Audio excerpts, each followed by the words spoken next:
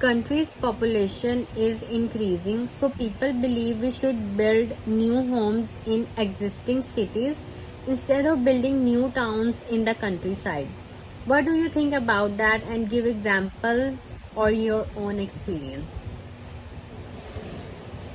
Look at the introduction. The burgeoning population has led to the debate whether the remote and rural areas should be developed by making new towns. Remote and rural area यहाँ पे use हुआ है word, जबकि जो question है उसमें word use हुए हैं कंट्री साइड और एग्जिस्टिंग सिटीज कि एग्जिस्टिंग सिटीज में ही नए घर बनाने चाहिए या कंट्री साइड में कोई न्यू टाउन बना लेना चाहिए. तो पैराफ्रेजिंग में यूज हुआ remote and rural areas. Country side के लिए remote and rural areas use हुआ है. If more housing is made in the cities already existing, I am of the view that new towns should be made in the countryside. तो ये ऐसे जो है इसमें ये सपोर्ट किया हुआ ये वाली साइड के कंट्री साइड में जो है वो न्यू टाउन जो है वो करने चाहिए develop. A number of arguments surround my opinion which I will discuss in the upcoming paragraphs. अब सबसे पहले इस पैराग्राफ में बेनिफिट्स बताए हुए कंट्री साइड में न्यू टाउन्स बनाने के. There are plethora of benefits of making new towns in the countryside areas. Firstly, the housing in these new areas will be affordable for many. तो first जो है कि ये affordable होगी.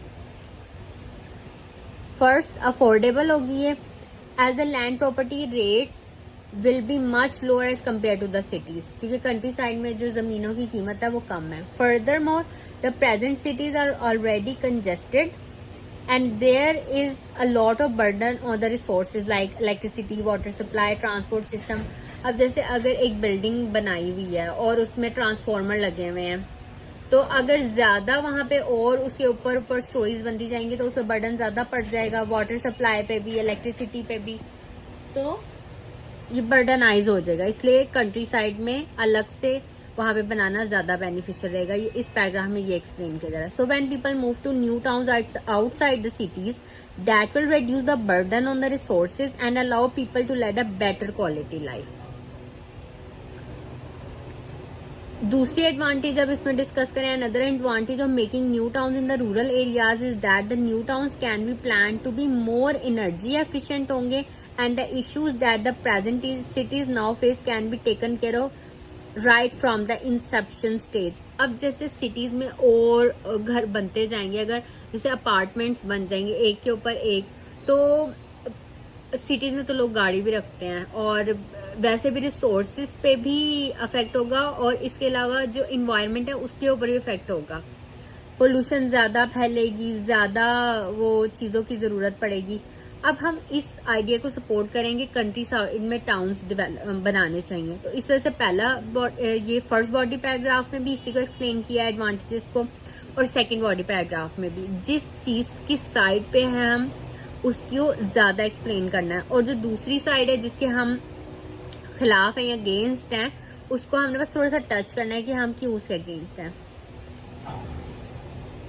And the issues that the present cities now face can be taken care of right from the inception stage. For instance, the plan should include more green spaces, beds, solar energy and other such renewable sources should be used. Public transport system जैसे metros and subways can be planned ahead and many more such things क्योंकि space available है वहाँ पर. Can be looked at when planning a new town. Moreover, this will lead to the development of areas which might have been left neglected and will provide opportunities for the people living there to have a better life and enjoy the modern resources and facilities of a town. अब ये जो third body paragraph है इसमें कुछ disadvantages discuss किए हैं. Admittedly there are some disadvantages of making new towns rather than adding to more residential areas in the present cities.